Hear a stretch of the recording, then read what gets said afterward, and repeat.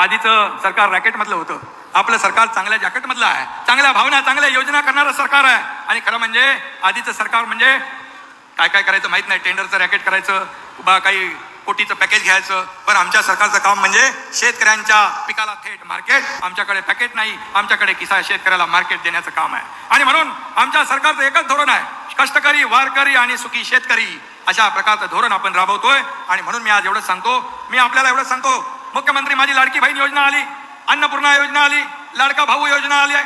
आता आज जे आम्ही आज तुम्हाला देतोय, दिलंय, घोषणा केली आहे, आता आमचा लाडका शेतकरी ही योजना आम्ही राबवणार आहोत. आणि सर्व बहिणी लाडक्या झाल्या, भाऊ लाडके झाले, आता माझा शेतकरी देखील लाडका शेतकरी ही योजना. धनंजय काय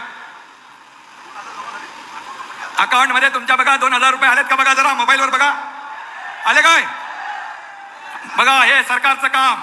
अभि बटन दबाया, पैसे डायरेक्ट अकाउंट में, बटन दाबलं खात्यात पैसे, हे सरकारचं काम आहे.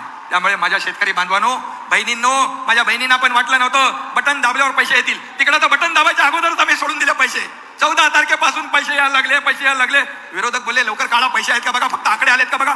माझ्या बहिणी बँकेत गेल्या, पैसे काढले, खरेदी केली, आपल्या मुलांसाठी केली, आपल्या परिवारासाठी केली. शेवटी अर्थव्यवस्थेला चालना देण्यासाठी सगळ्यात महत्वाचं म्हणजे कोण काम करत असेल तर माझ्या माईला भगिनी करत असतील, माझ्या बहिणी करत असतील. कारण परिवार कसा चालवायचा, कशी काटकसर करायची, त्यांच्यापेक्षा दुसरा कोणी समजू शकत नाही. माझे भाऊ इकडे बसलेले आहेत, आपण सगळे बाहेर असतो, पण घर चालवणारी आपली भगिनी असते, बहीण असते. आणि म्हणून हे पैसे अर्थव्यवस्थेत येतील, अर्थव्यवस्थेला चालना मिळेल, खरेदी होईल, विक्री होईल, आणखी अर्थव्यवस्था बलवान होईल. आणि म्हणून मोदीजीने सांगितलंय, हे महिला सक्षम तर देश सक्षम, महिला आत्मनिर्भर तर देश आत्मनिर्भर, आणि महिलांचा सन्मान तर देशाचा सन्मान. आणि म्हणून महिलांना सक्षम केलं तर देश पुढे जाईल. आपला देश महासत्ता, आर्थिक महासत्तेकडे नेण्याचं स्वप्न मोदीजींचं आहे. आणि म्हणून 11व्या नंबरवरून 5व्या नंबरला आपण आलो.